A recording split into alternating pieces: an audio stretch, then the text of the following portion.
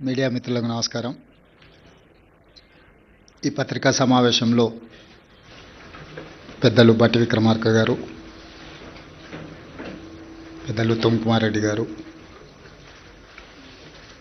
దామోదర్ రాజనరసింహ గారు, సీతక్క, జయవీర్ శాసనసభ్యులు, కుంభం అనిల్ రెడ్డి శాసనసభ్యులు, డాక్టర్ భూపత్ రెడ్డి, నాయని రాజేందర్ రెడ్డి, వేం నరేందర్ రెడ్డి గారు ఈ పత్రికా సమావేశంలో పాల్గొని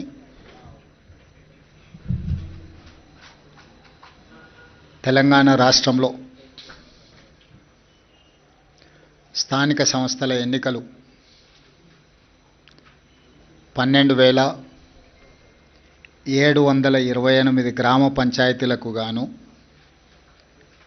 12,702 గ్రామ పంచాయతీ ఎన్నికలు పూర్తి చేసుకొని వాటి ఫలితాలను రాష్ట్ర ఎన్నికల అధికారులు ప్రకటించడం జరిగింది. ఈ పంచాయతీరాజ్ ఎన్నికలను ప్రశాంతంగా, ప్రజాస్వామ్యబద్ధంగా, ఎక్కడా అధికారిక లోటుపాట్లు లేకుండా నిర్వహించినందుకు ప్రభుత్వ సిబ్బందిని రాష్ట్ర ప్రభుత్వం తరఫున మనస్ఫూర్తిగా నేను అభినందిస్తున్నా. అదేవిధంగా కాంగ్రెస్ పార్టీ కార్యకర్తల్ని, తెలంగాణ ప్రజలను కష్టపడ్డందుకు కార్యకర్తల్ని, కాంగ్రెస్ పార్టీని ఆశీర్వదించినందుకు తెలంగాణ ప్రజలకు కాంగ్రెస్ పార్టీ పక్షాన వారికి కృతజ్ఞతలు తెలియజేస్తున్నాను. డిసెంబర్ 7, 2023 నాడు ప్రజాపాలన బాధ్యత చేపట్టి డిసెంబర్ 7, 2025 నాటికి 2 సంవత్సరాలు పూర్తి చేసుకున్న సంబరాలు జరుపుకోవడమే కాకుండా 2 సంవత్సరాలు పూర్తయిన సందర్భంలో స్థానిక సంస్థల ఎన్నికలు తెలంగాణ రాష్ట్రంలో నిర్వహించడం జరిగింది. డిసెంబర్ 11, డిసెంబర్ 14, డిసెంబర్ 17 3 విడతలుగా స్థానిక సంస్థలకు జరిగిన ఎన్నికలలో అద్భుతమైన ఫలితాలను కాంగ్రెస్ పార్టీ సాధించింది. ఇందుకు కష్టపడ్డ కార్యకర్తల్ని 2 సంవత్సరాల తర్వాత తిరిగి స్థానిక సంస్థల ఎన్నికల రూపంలో ప్రజల దగ్గరికి వెళ్తే ప్రజలు సంపూర్ణమైన విశ్వాసం మా ప్రభుత్వం మీద ప్రకటించి మమ్మల్ని ఆశీర్వదించినందుకు కాంగ్రెస్ పార్టీ శాసనసభ పక్షాన ప్రజలకు ఎల్లవేళలా అందుబాటులో ఉండి విశ్వసనీయ పాత్రులుగా ప్రజా సమస్యల్ని పరిష్కరిస్తామని చెప్పి ఈ సందర్భంగా తెలియజేస్తున్నాను. మీకు అందరికీ తెలుసు, వివిధ రకాల విశ్లేషణలు, వివిధ రకాల పత్రికలలో ప్రకటనలు, రాజకీయ నాయకులు వాళ్ళ పార్టీలకు సంబంధించిన వివరాలను చాలా సందర్భాలలో అన్వయించడం, విశ్లేషించడం, వివరించడం జరిగింది.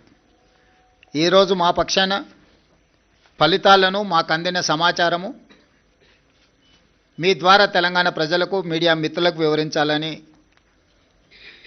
మంత్రివర్గం అందరం కలిసి తీసుకున్న నిర్ణయం ప్రకారము 12,702 గ్రామ పంచాయతీల ఫలితాలలో 7,527 గ్రామ పంచాయతీలు కాంగ్రెస్ పార్టీ, 808 కాంగ్రెస్ పార్టీకి సంబంధించిన రెబెల్స్ ఈ ఎన్నికలలో నెగ్గడం జరిగింది. మొత్తానికి 8,335 గ్రామ పంచాయతీలు 66% ఫలితాలను కాంగ్రెస్ రెబెల్స్ ఈ ఎన్నికలలో మేము సాధించడం జరిగింది.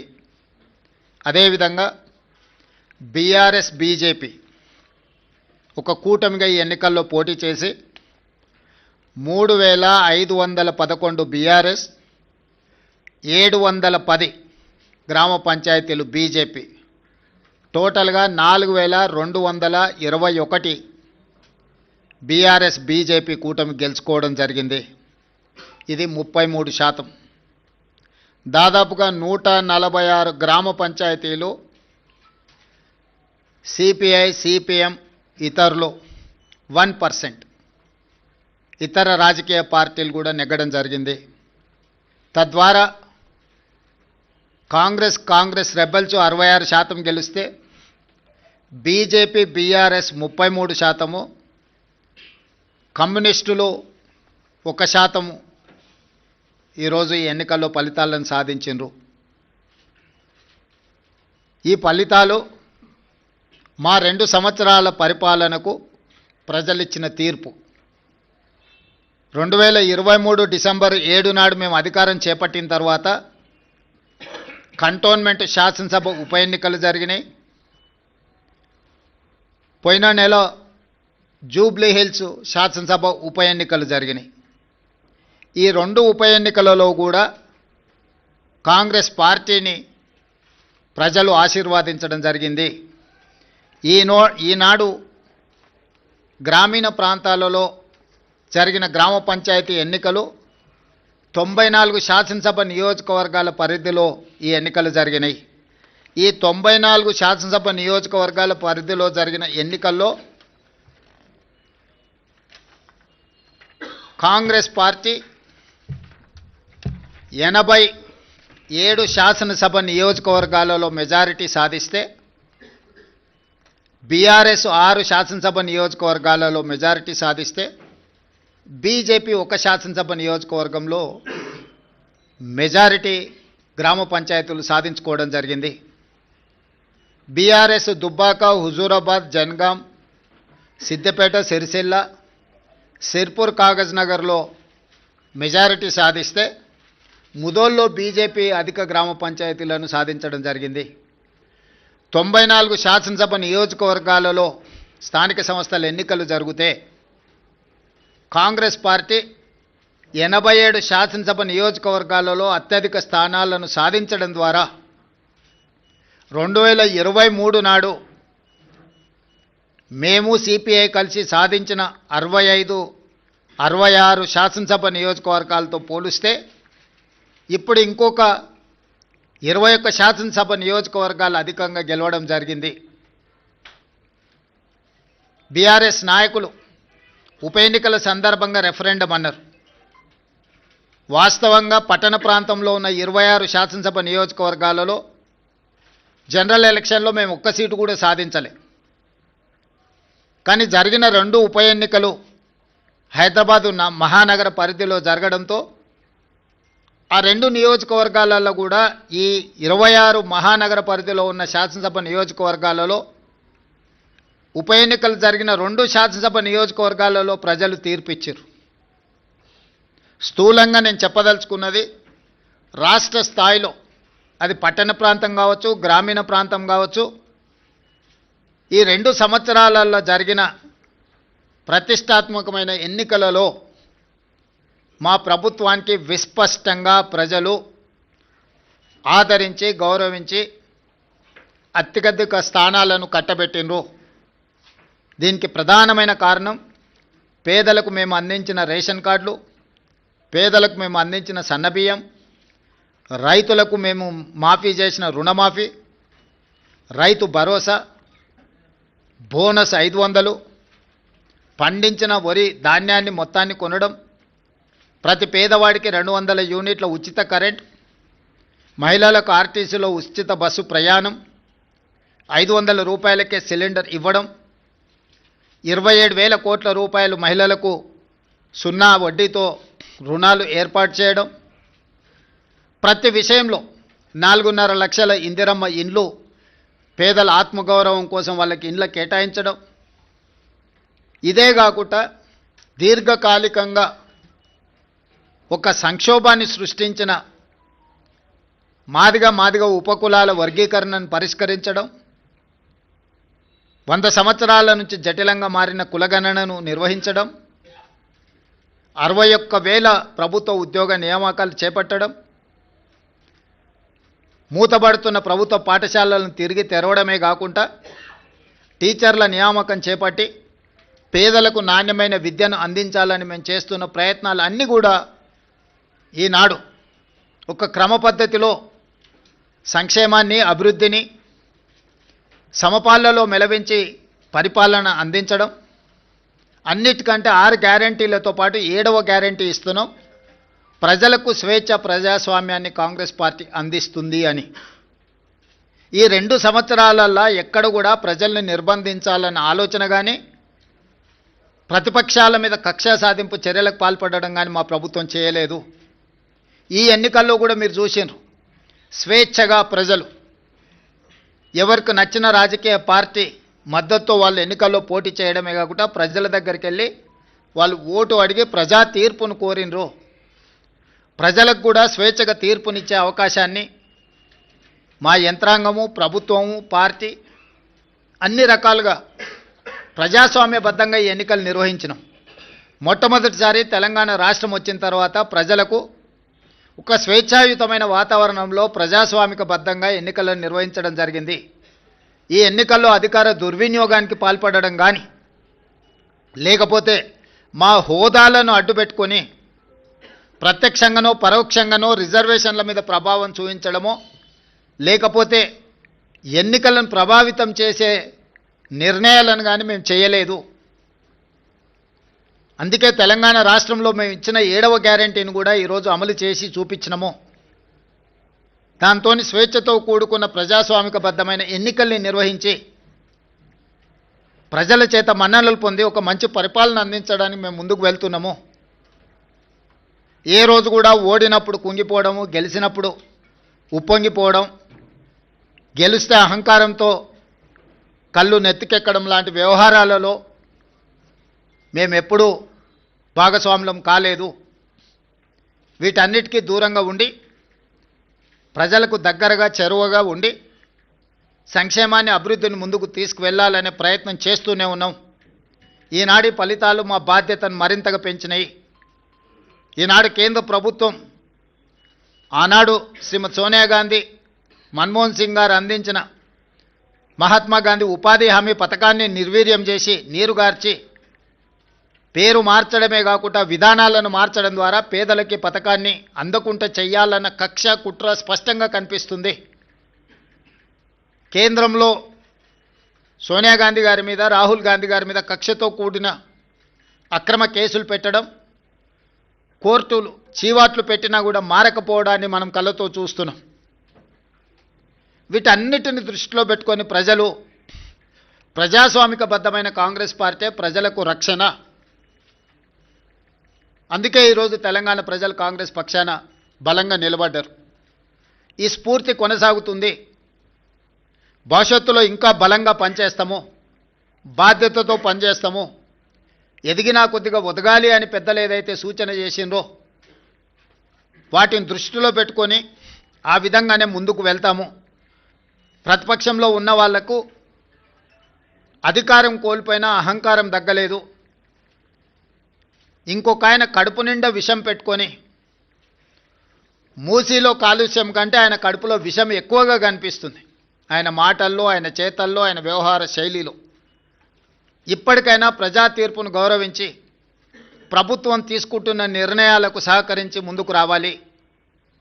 ఏదైనా మాట్లాడతాం, ఎట్లయినా మాట్లాడతాం.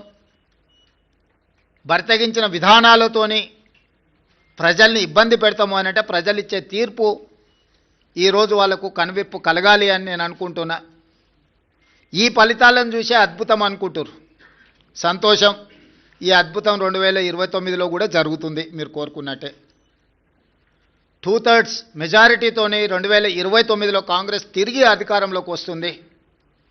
1/3 మీరు ఉంటారు, 2/3 మేము ఉంటాము. ఈ తీర్పు 2029లో కూడా పునరావృతం కాబోతుంది. ఇప్పటికైనా అహంకారం తగ్గించుకోండి, అసూయను తగ్గించుకోండి. తెలంగాణలో అమలు జరుగుతున్న సంక్షేమ అభివృద్ధి కార్యక్రమాలకు సహకరించండి. బాధ్యతాయుతమైన ప్రతిపక్షంగా వ్యవహరించండి. అంతే తప్ప మీ అసూయలతో, మీ ద్వేషంతో తెలంగాణ రాష్ట్రానికి నష్టం జరిగే విధంగా మీరు మాట్లాడకండి.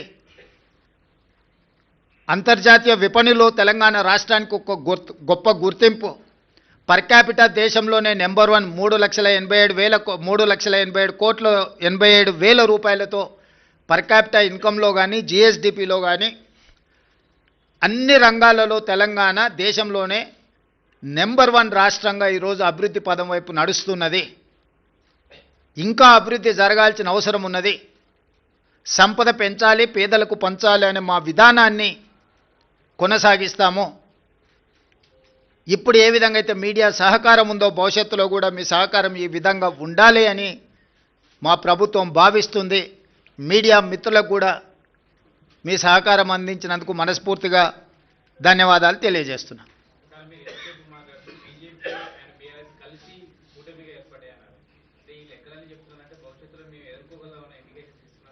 ఖచ్చితంగా దాంట్లో మీకు అనుమానం ఎందుకు? పార్లమెంట్ ఎన్నికల్లో వాళ్ళిద్దరు కలిసి వచ్చినా కూడా ఎదుర్కొని 8 సీట్లు సాధించినాం, 40% పైగా ఓట్లు సాధించినాం. ఇది భవిష్యత్తుకు పునాదులే వాళ్ళిద్దరూ కలిసిమెలిసి పోటీ చేస్తారనేది. నిన్న కేటీఆర్ ఒక రోజు ముందు కేటీఆర్ మాట్లాడతారు, తర్వాత రోజు కిషన్ రెడ్డి మాట్లాడతాడు. సేమ్ ప్రెస్ మీట్ ఏదైనా చూడండి మీరు. కిషన్ రెడ్డి గారు ఇప్పుడే ఏదో జరిగిపోయినట్టుగా, బీఆర్ఎస్ ఉన్నప్పుడు అద్భుతాలు జరిగినట్టుగా, బీఆర్ఎస్ ఉంటేనే బాగుంటుంది అన్నట్టుగా కిషన్ రెడ్డి గారు వ్యవహార శైలి చూసిన తర్వాత మీకు ఏమైనా అనుమానం ఉందా? అందుకే చెప్తున్నా, వాళ్ళిద్దరు కలిసి 1/3, కాంగ్రెస్ ఒకటి 2/3. వాళ్ళిద్దరు కలిసి 33%, మేము ఒక్కరం 66%.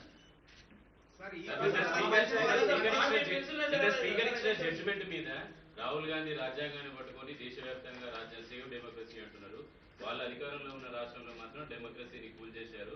రాహుల్ గాంధీ సమాధానం చెప్పాలంటున్నారు. ఎవరు టీఆర్ఎస్ అడగండి, వెళ్ళి రాహుల్ గాంధీ గారు రాగానే ఢిల్లీకి వెళ్ళి అడగమని చెప్పండి. స్పీకర్ గారి నిర్ణయం మీద రాజకీయ పార్టీగా మేము స్పందించడానికి ఏమీ లేదు. స్పీకర్ గారి నిర్ణయాన్ని వాళ్ళకు నచ్చకపోతే న్యాయస్థానాలు ఉన్నాయి. మీరు రాసిచ్చిన స్క్రిప్టునే స్పీకర్ అనౌన్స్ చేశారు, మీ సభలో కూడా ప్రస్తావించారు అసలు అని.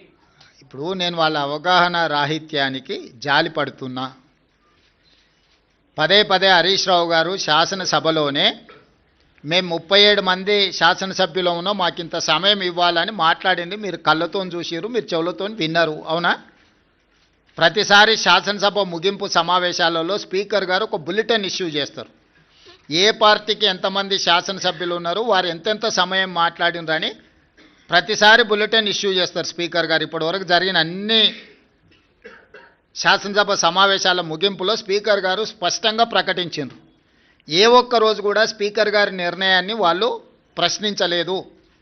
రెండవది, మొన్న జరిగిన శాసనసభ సమావేశాల్లో హరీష్ గారు స్పష్టంగా చెప్పారు, మా నెంబర్ 36, 37 ఉంది, మా సమయం ఇంత రావాల్సిందే, మాకంత సమయం ఇవ్వమని అడిగినారు. టీవీలో పేపర్లో మేము చూసిన ప్రతి నెల 5,000 రూపాయలు ఎమ్మెల్యేల నుంచి వాళ్ళ టీఆర్ఎస్ ఎల్పీ నిర్వహణ కోసము డబ్బులు కూడా తీసుకున్నారని. లావాదేవీలు బాగానే ఉన్నాయి, వ్యవహారం బాగానే ఉంది, వాళ్ళ పేరు మీద మైకు కావాలి, వాళ్ళ పేరు మీద మాటలు కావాలి, వాళ్ళ జీతాలలో వాటాలు కావాలి. మీ వాళ్ళనే మీ వాళ్ళు కాదు అని అనుకునే పరిస్థితి ఎందుకు దాపురించింది? ఇంత రాజకీయంగా ఇంత దుర్భరమైన, ఇంత నికృష్టమైన పరిస్థితి ఎవరికైనా వస్తుందా? సొంత పార్టీ ఎమ్మెల్యేలనే మా వాళ్ళు కాదు అని. మనం గతంలో చూసినాం, పిల్లల్ని నమ్ముకునేటోళ్ళను సంతలాల్లో వచ్చి పిల్లల్ని నమ్ముకున్నారని, కనీసం వాళ్ళు పేదరికం ఉండని అమ్ముకున్నారు అనుకున్నాం. మరి ఇప్పుడు వీళ్ళ విచిత్రం ఏందో, మేము మీ పిల్లలమే, మేము మీ వాళ్ళమే అని వీళ్ళు అంటారు, మీరు మా వాళ్ళు కాదని వాళ్ళు అంటారు. వాళ్ళు అదే చెప్తున్నారు కదా. ఎవరి ఇప్పుడు దాంట్లో ఎవరు మైనర్స్ లేరు, అందరు మేజర్లే కదా, విజ్డమ్ ఉన్నోళ్ళే కదా.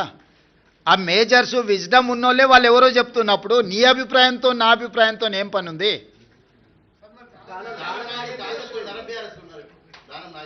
నాగేందర్ గారు చెప్తారు కదా, మీరు అడగండి, చెప్తాం, మీరు అడిగిండ్రు అని చెప్పి.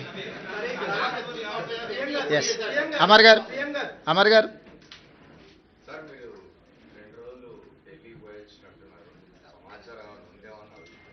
దేని గురించి? సంజయ్ రౌత్ ఒక స్పెసిఫిక్ స్టేట్మెంట్ చేసినాడు. డిసెంబర్ 19 నాడు ప్రైమ్ మినిస్టర్ మారబోతున్నాడు, లేదు, ప్రైమ్ మినిస్టరే దేశంలో లేడు, ఆయనే విదేశాలలో ఉన్నాడు. అసలు 19 లోపల వస్తాడో రాడో కూడా నాకు సమాచారం లేదు.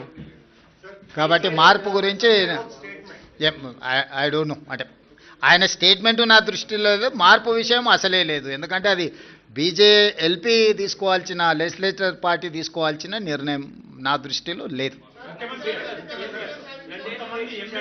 కేసీఆర్ 2 ఏళ్ల పాటు ఫామ్ హౌస్ ని పరిగెత్తాడు. ఇప్పుడు బయటకు వచ్చేటువంటి సమయం వచ్చింది. ఈ 2-3 రోజుల్లో బయటకు వచ్చి గ్రామ పంచాయతీ ఎన్నికలు వచ్చిన రిజల్ట్ బేస్ చేసుకుని జనాల్లోకి వెళ్ళాలనేటువంటి నిర్ణయానికి వచ్చినట్టు తెలుస్తోంది. దాని ఎట్లా మీరు ఎట్లేముంది, 2023 కంటే ముందు కేసీఆర్ బయటనే ఉన్నారు కదా. వాళ్ళు క్షేత్రస్థాయిలో పర్యటిస్తున్నప్పుడే కదా వారు ఓడించింది. వారు క్రియాశీలక రాజకీయాలలో ఉన్నప్పుడే కేసీఆర్ గారిని ఓడించి కాంగ్రెస్ పార్టీ అధికారంలోకి వచ్చింది. ఇప్పుడు వారు క్రియాశీలక రాజకీయాలలోనే లేరు. గజ్వేల్ అసెంబ్లీలోనే కాంగ్రెస్ పార్టీ మెజారిటీ గ్రామ పంచాయతీలు గెలుచుకున్నది. అంటే గజ్వేల్ నియోజకవర్గ ప్రజలు కూడా కేసీఆర్ గారు క్రియాశీలక రాజకీయాలలో లేరు, రాజకీయాలతో వారికి సంబంధం లేదు. ఒకవేళ ఉన్న గజ్వేల్ శాసనసభ సభ్యుడిగానే వారి వల్ల ప్రయోజనం లేదని ప్రజలు ఈరోజు తీర్పిచ్చిండ్రు. గజ్వేల్ నియోజకవర్గ ప్రజలే కేసీఆర్ నాయకత్వాన్ని తిరస్కరించి అక్కడ కాంగ్రెస్కు మెజారిటీ గ్రామ పంచాయతీలు ఇచ్చిన తర్వాత ఇంకా ఏదో అద్భుతం జరుగుద్ది అని, అల్లావుద్దీన్ అద్భుత దీపం వస్తుంది అని ఆశిస్తే అది ఆశావాహుల యొక్క అభిప్రాయం. నేను కొత్తగా చెప్పడానికి ఏం లేదు. ఏం ప్రభాకర్?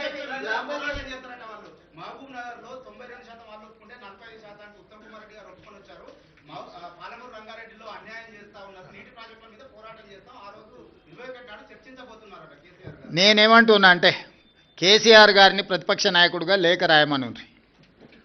3 రోజులు కానీ 4 రోజులు కానీ కృష్ణానది జలాలు, గోదావరి జలాలకు సంబంధించి ఎవరు ఏం చేసిండ్రో చర్చ చేద్దాం కూలంకషంగా.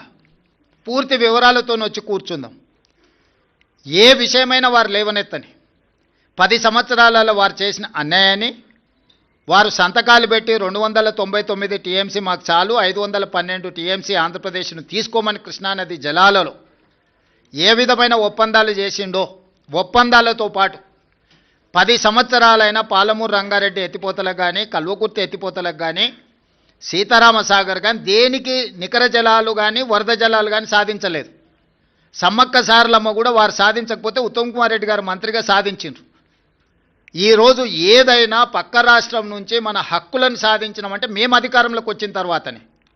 వీటన్నిటి మీద వారు లేనప్పుడు పత్రికా సమావేశాలలో మాట్లాడడం నాకు ఇష్టం లేదు.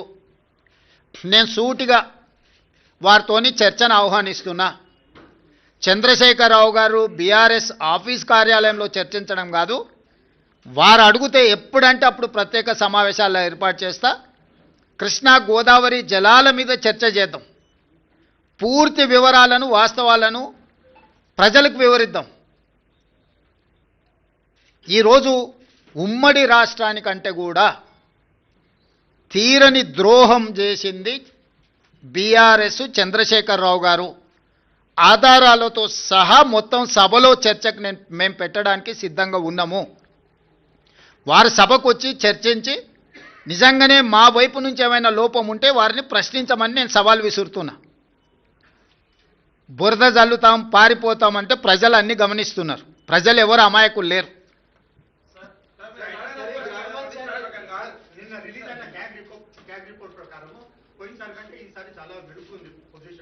దాదాపు 7% వృద్ధి ఉన్నది. అంటే ఈ కండిషన్లో మీరు ఏమన్నా ఈ బకాయిలు ఏవైతే ఉన్నాయో అవన్నీ కనీసం ఇప్పుడైనా చెల్లిస్తారా? ఏం బకాయి? నీకేం బకాయి ఉంది రాహుల్? 35,000 కోట్లు సార్. ఎవరికి? డిస్కమ్లక చేద్దాం. 35,000 కోట్లు. నేను ముందే చెప్పిన ఆదాయం పెంచుతాం, పేదలకు పంచుతామని. వారు చెయ్యండి, మేం చేసింది సన్నబియ్యం 200 యూనిట్లు ఉచితం, 21,000 కోట్ల రూపాయల రైతు రుణమాఫీ, 9,000 కోట్ల రూపాయలు 9 రోజుల్లో రైతు భరోసా, 22,500 కోట్ల రూపాయలు 4,50,000 ఇందిరమ్మ ఇండ్లు. ఇట్లా చంద్రశేఖరరావు గారు చెయ్యని చాలా పనులను ఈరోజు మేము చేసినాము. ఈ ఆదాయాన్ని పెంచుకుంటూనే, దుబారాను తగ్గించుకుంటూనే ఈరోజు ఈ పథకాలన్నిటిని కూడా అమలు చేస్తున్నాము. ఎంత ఆదాయాన్ని పెంచితే అంత పేదలకు ప్రయోజనం చేకూర్చే విధంగా ఖచ్చితంగా మేము వాటిని వినియోగం చేస్తాం. ఒక్క రూపాయి కూడా దుర్వినియోగం జరగకుండా ప్రజలకు ఏ రకంగా మేలు చేయాలనేదే మా నిత్యం తాపత్రయము. ఖచ్చితంగా వాటిని అమలు చేస్తాం. ఇప్పుడు ఎన్నికలకు సంబంధించి మాట్లాడుకుందాం. గ్రామ పంచాయతీ ఎన్నికలు వాటి ఫలితాల మీద మాట్లాడుకుందాం. కొంత మంత్రుల ఊళ్ళల్లో కొంతమంది ఎమ్మెల్యేల ఊళ్ళల్లో వాళ్ళు ఇప్పుడు గజ్వెల్ల కేసీఆరే దెబ్బతిని ఓడిపోయి అక్కడ ఉన్నాడు. ప్రధాన ప్రతిపక్ష నాయకుడే ఓటమి చెందిండు. మెజారిటీ సీట్లు కాంగ్రెస్కి వచ్చినాయి. గ్రామాల ఎన్నికలు గ్రామ పరిస్థితులను బట్టి జరుగుతాయి. శాసనసభ్యుడినో మంత్రినో ముఖ్యమంత్రినో పట్టి జరగవు. ఓవరాల్గా ఫీల్ గుడ్ ఫ్యాక్టర్ ఉంటుంది. గ్రామంలో ఉండే నేపథ్యాన్ని సామాజిక వర్గాల సమతుల్యతను దృష్టిలో పెట్టుకొని ఎన్నికలు జరుగుతాయి. ఎట్లా జరిగినా ఫలితాలు అనేది ఇక్కడ కళ్ళకు కట్టినట్టుగా కనిపిస్తున్నాయి. 94 నియోజకవర్గాలలో 87 శాసనసభ నియోజకవర్గాలలో కాంగ్రెస్ పార్టీకి మెజారిటీ వచ్చింది. ఈ లిస్ట్ అంతా మీకు ఇస్తాము. ఏ నియోజకవర్గంలో ఎన్ని గెలిచిండ్రో స్పష్టంగా మీకు లిస్ట్ ఇస్తాము. మీరు కావాలంటే నిజ నిర్ధారణ కమిటీ వేసుకొని ఆయా నియోజకవర్గాలలో మీరు పర్యటించండి. ఇన్ని 12,702 గ్రామ పంచాయతీల ఎన్నికలు జరిగినప్పుడు 1, 2, 3 అటో ఇటో ఫలితాలు వస్తాయి.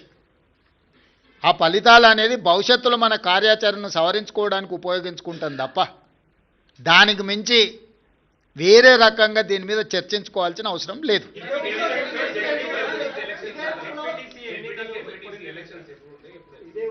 తొందరలోనే శాసనసభ పెట్టి చర్చ చేసి అందరి అభిప్రాయం తీసుకుంటాం ఎట్లా ముందుకు వెళ్దాం అనేది. ప్రతిపక్షాలకు కూడా అవకాశం ఇస్తాం. ఆ ఎన్నికల్ని ఎంపీటీసీ, జడ్పీటీసీ, మున్సిపల్ ఎన్నికలు, మున్సిపల్ కార్పొరేషన్ ఎన్నికలు వీటన్నిటికీ సంబంధించి కూడా తొందరలోనే శాసనసభ సమావేశాలు ఏర్పాటు చేసి ప్రతిపక్షాలను కూడా అడుగుతాం ఏ విధంగా ముందుకు వెళ్దాము, 42% బీసీ రిజర్వేషన్లు ఏ విధంగా సాధించుకుందాము, భవిష్యత్ కార్యాచరణ ఎట్లుంటే బాగుంటుందో ప్రజాస్వామిక బద్ధంగా చర్చ చేసి అసెంబ్లీలో ఆ తర్వాత ఎన్నికలపై ఒక నిర్ణయానికి వస్తాం.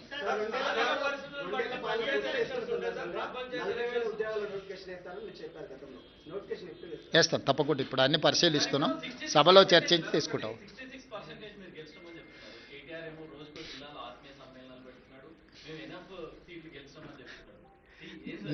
అందుకే ప్రభాకర్ క్లియర్గా నేను పర్సంటేజ్తో సహా గ్రామ పంచాయతీలతో సహా ఈరోజు 94 శాసనసభ నియోజకవర్గాలలో ప్రతి నియోజకవర్గంలో ఏ పార్టీ ఎన్ని గెలిచిందో నేను అధికారికంగా ఒక నోటు విడుదల చేస్తున్నా. మీరు నోటు తీసుకొని ఆ నియోజకవర్గంలో వెళ్ళి నిజ నిర్ధారణ కార్యక్రమాలు పెట్టుకొని మీరు పరిశీలించండి. కేటీఆర్ అనేవాడు కాంగ్రెస్ గురించి ఆలోచన చేస్తలేడు. హరీష్ అనేవాడు వెనకాల తవ్వుతున్నాడు. కేటీఆర్ నాయకత్వంలో ఏ ఎన్నికలు జరిగిపోయినా ఓడిపోయిండు కాబట్టి నాయకత్వాన్ని మార్చాలని హరీష్ వెనకాల నుంచి ఏదైతే ప్రయత్నం చేస్తుండో ఆ విషయాన్ని ఏమంటారు డైల్యూట్ చేయడానికి పర్యటనలు పెట్టుకుంటున్నాడు తప్ప ఇది ప్రజలకు కానీ ప్రభుత్వానికి కానీ సంబంధం లేదు. ఇప్పుడు కేటీఆర్ వర్కింగ్ ప్రెసిడెంట్ అయినప్పటి నుంచి జరిగిన ఏ ఎన్నికలు గెలవలే కదా. జనరల్లో అసెంబ్లీ కావచ్చు, జనరల్లో జరిగిన లోక్సభ కావచ్చు, తర్వాత జరిగిన ఉప ఎన్నికలు కావచ్చు, తర్వాత జరిగిన గ్రామ పంచాయతీ ఎన్నికలు కావచ్చు. ఈరోజు హరీష్ వర్గం ఆల్రెడీ సోషల్ మీడియాలో మిగతా మీడియాలలో మొదలుపెట్టింది కదా. కేటీఆర్ ఉంటే ఇంకా పార్టీ మిగలదు కాబట్టి కేటీఆర్ను తప్పించండి, హరీష్కు నాయకత్వాన్ని అప్పచెప్పండి అని ఒక స్లోగన్ తీసుకొని బయలుదేరిండు.